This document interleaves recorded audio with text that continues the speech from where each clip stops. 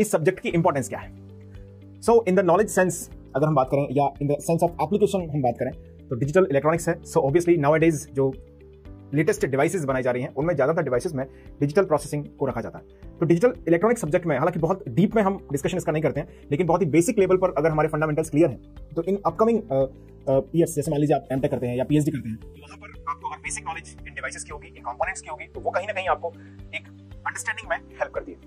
Examination के point of view से अगर हम इसकी इंपॉर्टेंस को देखें तो for GATE EC paper this subject is of about 6 to 8 marks. 6 to 8 marks लगभग ये गेट इलेक्ट्रॉनिक्स में कवर करता है। हालांकि अगर मैं इंस्ट्रूमेंटेशन की बात करूं तो इंस्ट्रूमेंटेशन में भी ऑलमोस्ट यही वेटेज हम रख सकते हैं, 7 to 8 रख सकते हैं जनरली, या लगभग चलो इतना मान सकते हैं, कोई बुराई नहीं है। ओके, 7 to 8 मार्क्स लगभग इसमें माना जा सकता है for instrumentation GATE paper. Sometime मैं बोलता हूं कि गेट ईसी और गेट आईएन इन दोनों में ही इस सब्जेक्ट की लगभग सेम इंपॉर्टेंस है।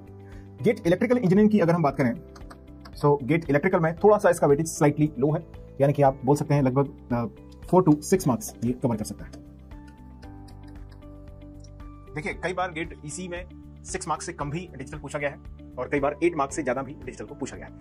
यही सेम सिनेरियो गेट इंस्ट्रूमेंटेशन में भी है, गेट डबल ई में भी है। ये हम एनालाइज करते हैं on the basis of last 5 to 10 years papers, किस तरीके का पैटर्न फॉलो किया जा रहा है, कौन कौन से सब्जेक्ट से जनरली कितने क्वेश्चंस पूछे जा रहे हैं। टेक्निकल सेक्शन में जो 85 मार्क्स का पेपर है इंक्लूडिंग इंजीनियरिंग मैथमेटिक्स, उसके अंदर स्ट्रिक्ट डिवीजन गेट पेपर में नहीं किया गया है, यानी कि जो 15 नंबर का जनरल एप्टीट्यूड पार्ट है उसके 15 मार्क्स फिक्स हैं। उसके अलावा जो 100 नंबर में से 85 मार्क्स जो बचे हुए हैं उन 85 मार्क्स में कोई हार्ड एंड फास्ट डिवीजन नहीं किया गया है। सब्जेक्ट वाइज हम एक अप्रोक्सीमेशन के बेसिस पर चलते हैं और जनरली वो अप्रोक्सीमेशन फॉलो भी होता है।